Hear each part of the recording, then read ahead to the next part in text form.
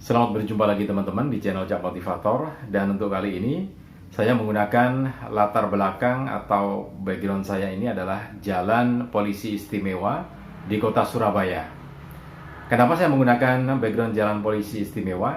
Karena memang jalan ini menjadi sangat istimewa ketika peringatan Hari Kemerdekaan Republik Indonesia seperti sekarang ini ya, Agustus 2020. Nah, kita akan kilas balik kenapa tempat ini dinamakan Jalan Polisi Istimewa dan kenapa ada polisi istimewa dan apa itu polisi istimewa gitu ya, kok bisa muncul gitu ya. Kalau Anda cari di Mabes Polri sekarang ini polisi istimewa itu polisi yang seperti apa, nggak akan ketemu. Di Polda juga nggak akan ketemu gitu ya, karena memang ini kaitannya dengan sejarah masa lalu bangsa Indonesia. Nah, oke, untuk mengetahuinya kita kilas balik dulu. Ketika itu tanggal 17 Agustus 1945 diproklamasikanlah kemerdekaan Republik Indonesia oleh Bung Karno dan Bung Hatta di Jakarta gitu ya.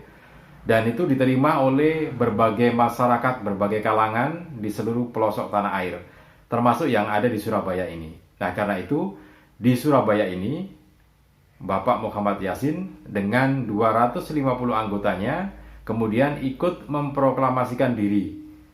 Mereka memproklamasikan diri sebagai Kepolisian Negara Republik Indonesia di Surabaya ini pada hari yang sama, tanggal 17 Agustus 1945 gitu ya.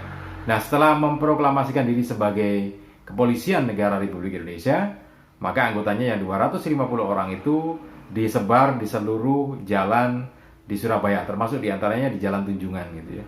Dan mereka mengamankan aset-aset yang memang dimiliki oleh negara Republik Indonesia karena sudah merdeka. Selain itu, Kepolisian Negara Republik Indonesia yang baru saja diproklamasikan oleh Bapak Muhammad Yasin itu kemudian mendukung atau memberikan dukungan pada pasukan PETA pembela tanah air untuk melucuti senjata milik Jepang yang ada di Indonesia ini ya, karena Indonesia sudah merdeka.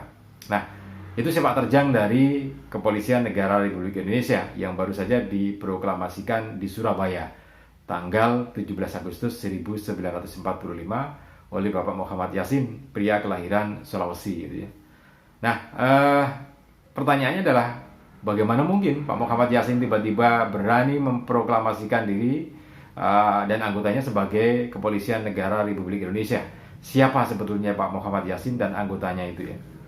Jadi begini, ketika pendudukan Jepang itu memperkuat tentaranya atau militernya dengan berbagai kesatuan yang dibentuk dan personilnya adalah pribumi atau orang-orang Indonesia asli. Di antaranya kesatuan itu ada Heiho, ada PETA, ada Seinendan, ada Kebodan, dan juga ada satu lagi yang namanya agak panjang.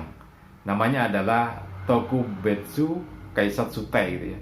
Tokubetsu Kaisatsutai.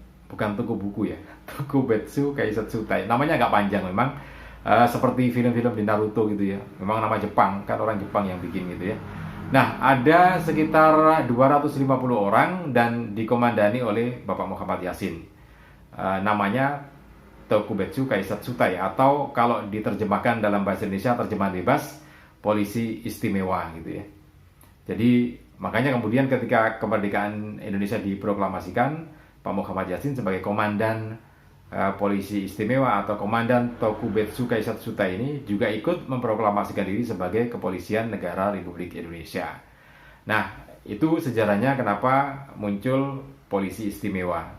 Nah, pertanyaan berikutnya, kenapa di jalan ini dinamakan Jalan Polisi Istimewa gitu ya?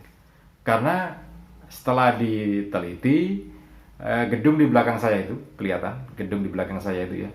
Nah, itu adalah gedungnya atau markasnya Tokubetsu Kaisatsutai atau polisi istimewa itu, markasnya di belakang itu. Dan kebetulan juga proklamasinya juga dilakukan di belakang situ ya, di gedung itu ya. Jadi kenapa kemudian jalan ini dinamakan Jalan Polisi Istimewa gitu ya. Nah, ini yang sejarahnya.